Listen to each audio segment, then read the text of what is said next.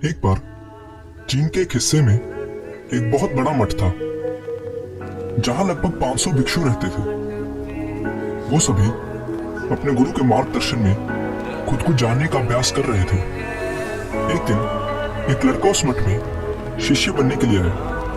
उसने मास्टर से कहा, मास्टर, मैं खुद को जानना चाहता हूं। मैं सच की तलाश कर रहा हूं। मैं पता लगाना चाहता हूं कि सच क्या है। मास्टर ने उसकी ओर देखा और कहा कि अगर तुम सच जानना चाहते हो तो तुम्हें अपना पूरा जीवन दांव पर लगाना होगा।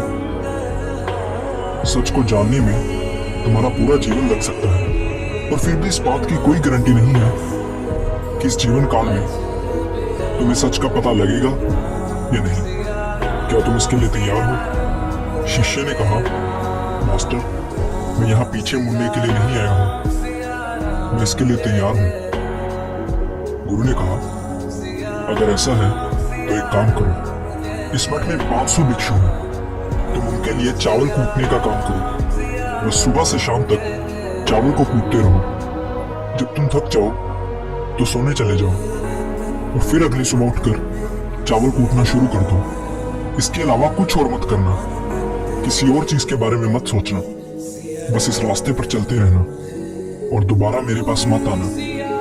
जरूरत पड़ने पर मैं खुद तुम्हारे पास आऊंगा। उस लड़के ने गुरु के आदेश का पालन करते हुए चावल कूटना शुरू कर दिया। उस मठ में 500 शिष्य थे। इन सभी को समय समय पर भोजन की आवश्यकता पड़ती थी, इसलिए वो सुबह बहुत जल्दी उठ जाता था और देर रात तक चावल कूटता रहता था। जब वो थक जाता तो उसी कमरे में सो जाता जहां वो चावल कूटता था। वो किसी से बात नहीं करता था और न ही कोई उसके पास बात करने आता था।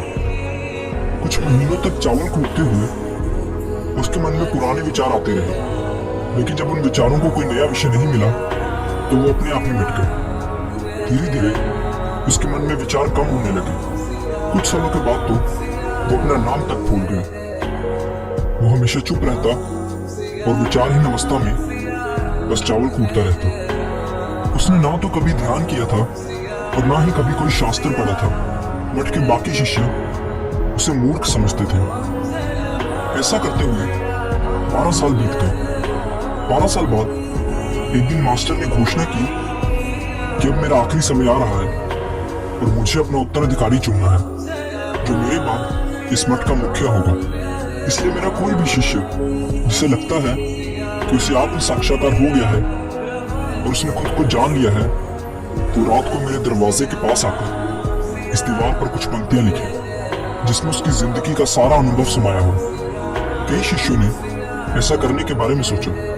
मठ के प्रमुख शिष्यों में से एक ने वहां जाकर कुछ पंक्तियां लिखी। उसे बौद्ध धर्म ग्रंथों का बहुत ज्ञान था। सभी शिष्यों को लगता था कि वो इस मठ का उत्तराधिकारी बन सकता है। उसने लिखा था कि मन एक दर्पण की तरह है जिस पर विचारों और इच्छाओं की धूल जमा हो जाती है। इस धूल को हटाने के लिए ही ध्यान है। जिसकी धूल हट जाती है और मन का दर्पण साफ हो जाता है, वो मोक्ष को प्राप्त कर लेता है।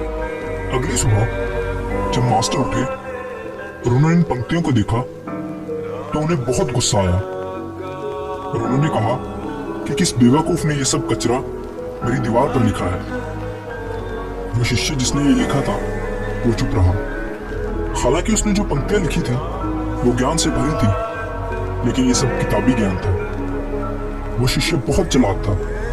उसने पंक्तियां लिखी लेकिन नीचे अपने हस्ताक्षर नहीं किए, क्योंकि वो स्वयं इसके बारे में निश्चित नहीं था कि ये सही है या नहीं। क्योंकि उसे आत्म साक्षात्कार नहीं हुआ था, गुरु ने इन पंक्तियों को पूरी तरह से खारिज कर दिया। ये देखकर सभी हैरान रह गए। ये घटना पूरे मठ में चर्चा का विषय बन गई। इस विषय पर बात करते हुए 2 शिष्य उस शिष्य के पास से गुजरे जो 12 साल पहले यहाँ आया था और दिन रात बस चावल कूटता रहता था। दोनों की चर्चा सुनकर वो धीरे से हंस पड़ा। दोनों शिष्यों ने उससे पूछा कि तुम क्यों हंस रहे हो? उन दोनों की नजर में ये चावल कूटने वाला बहुत ही तुच्छ भिक्षु था। किसी ने भी उसे ना तो कभी ध्यान करते देखा था और ना ही कभी कोई शास्त्र पढ़ते। हर कोई उसे मूर्ख समझता था कि बस चावल कूटना ही जानता था। उस मठ में बहुत बड़े बड़े विद्वान थे, लेकिन उस चावल कूटने वाले को किसी से कोई मतलब नहीं था। इसलिए वो दोनों शिष्य उसे मुस्कुराता हुआ देखकर चकित रह गए। उन्होंने फिर उससे पूछा कि तुम क्यों हंसे? उसने जवाब दिया, मैं इसलिए हंसा क्योंकि मास्टर सही बोल रहे हैं, ये सभी पंक्तियां कचरा हैं, इन पंक्तियों का कोई मूल्य नहीं है। वो दोनों शिष्य चौंक गए।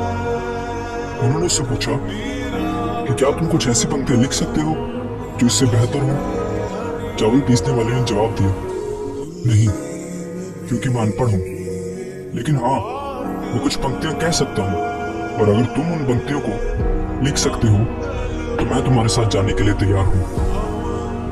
उन दोनों शिष्यों ने कहा, ठीक है। वो मास्टर के कमरे के पास गए और चावल कूटने वाले ने कुछ पंक्तियां बोली और दूसरे शिष्य ने उसे दीवार पर लिख दिया और उन पंक्तियों के नीचे लिख दिया, चावल कूटने वाला। उन्हें लगा कि मास्टर इस पर भी गुस्सा करेंगे। जो पंक्तियां उसने लिखने के लिए कहा था वो बहुत अद्भुत थी, और वो पंक्तियां थी, मन तो बस एक भ्रम है, ना तो मन है और ना ही मन का कोई दर्पण है, और जब मन ही नहीं है तो धूल कहाँ ठहरेगी? जो ये जानता है वो सच को जान गया है। जब गुरु ने इन पंक्तियों को देखा तो वो आधी रात को उठे और उस चावल कूटने वाले के पास गए। वो सो रहा था।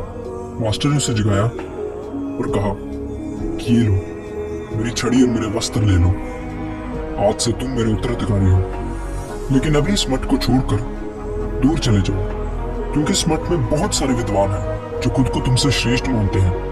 वो तुम्हें मार देंगे, क्योंकि वो इस बात को बर्दाश्त नहीं कर सकते कि एक साधारण सा चावल कूटने वाला उनसे ज्यादा विद्वान निकला। तुम्हें वो सारा ज्ञान हो गया है जो मुझे है, और तुम्हें ये केवल चावल कूटते कूटते हुआ है।